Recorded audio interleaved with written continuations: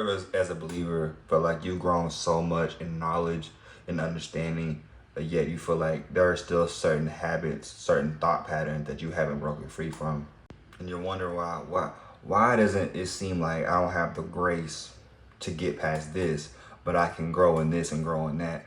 You start to question. You start to question yourself if something you're not doing right that's gonna allow God in, right? Because there's a lot of people on the internet and a lot of different things you'll read, you'll see, and a lot of scripture is taken out of context because people just assume, oh, this, my heart must be hard and I must be double-minded now.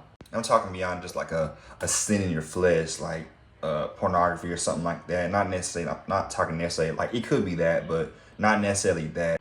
There's certain things that if you really take enough time to spend time with God, God will show you that a lot of those things are because you haven't healed.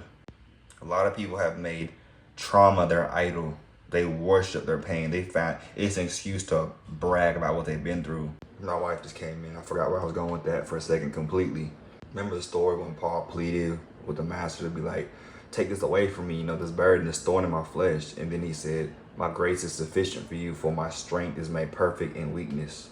You ever gone through something so mentally tormenting that you literally were just like, if this is how it's going to be forever, the remainder of my walk, I'd rather die. I've said that before. And God was like, that's exactly what I'm looking for. But not the death you're talking about. He's trying to put to death that part of you that just won't completely give it over to him. You learn submission the best through suffering. Oh my goodness, thank you. I've learned that when you feel like you cannot take it anymore, you are so much closer to the breakthrough or the God breaking in, right? Than you might think. In the eyes of the world, not that it matters how the world sees you, right? But we represent God, right? So it does matter for his sake. In the eyes of the world, you might have been known as weak.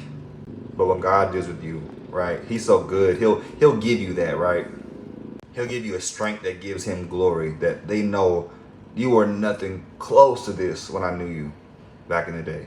Where you were the weakest without God, you'll be the strongest with him in that same area and in other areas. I had made an idol of self-reflection and of reminiscing, trying to find my own source of wisdom from the past and trying to make sense of things that don't matter, things I had to go through to get where God wanted me to be. I'm trying to go back and fix it myself, trying to rationalize why and what and how it could have been different. But God was like, that's the whole point. Now go and minister from that place, from the new thing that I'm doing in you through what you went through. Was angry with God for the affliction, and now I'm thanking him for it.